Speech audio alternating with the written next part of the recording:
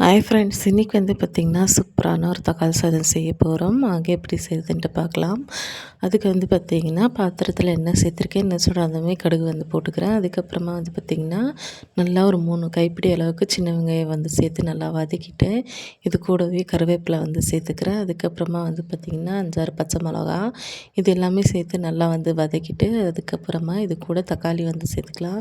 இன்றைக்கி வந்து பார்த்திங்கன்னா தக்காளி ஒரு 3 தக்காளி வந்து எடுத்திருக்கேன். இதில் புளிப்பு தன்மை இருக்காது. நம்ம ஊர் தக்காளியில் வந்து நல்லா புளிப்பு இருக்கும். ஸோ அதனால் பார்த்து சேர்த்துக்கோங்க.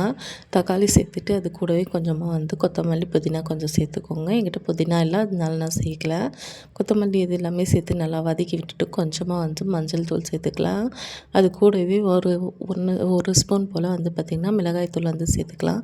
சேர்த்துட்டு நல்லா வந்து கிளறி விடுங்க. கிளறி விட்டுட்டு தேவையான அளவு உப்பும் வந்து சேர்த்துக்கலாம்.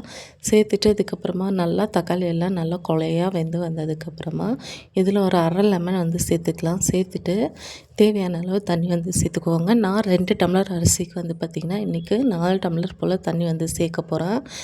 தண்ணி சேர்த்துட்டு நல்லா மூடி போட்டு மூடி வச்சுட்டு அரிசி வந்து பார்த்திங்கன்னா ஒரு அரை மணி நேரம் போல் நான் ஊற வச்சுருக்கேன். வாஷ் பண்ணிவிட்டு ஒரு சைடு அது ஊறின்னு இருக்குது. அதுக்கப்புறமா வந்து பார்த்திங்கன்னா உப்பு வந்து செக் பண்ணிக்கோங்க. எல்லாமே மிக்ஸ் பண்ணி விட்டுட்டு உப்பு செக் பண்ணிவிட்டு மூடி போட்டு மூடி வச்சுட்டு அதுக்கப்புறமா இந்த மாதிரி நல்லா கொதி வந்ததுமே இதில் வந்து ஊற வச்ச அரிசி வந்து சேர்த்துக்கலாம்.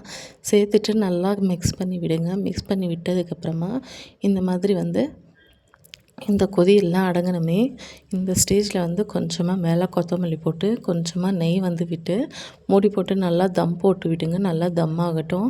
தம் ஆனதுக்கப்புறமா வந்து பார்த்திங்கன்னா ஓப்பன் பண்ணி மறுபடியும் ஒரு டைம் வந்து நல்லா வந்து பெரட்டி விடுங்க. சாதத்தை பெரட்டி விட்டுட்டு ஒரு 5 நிமிஷம் மறுபடியும் தம் போட்டு இறக்குனீங்கன்னா சூப்பரான தக்காளி சாதம் வந்து ரெடி.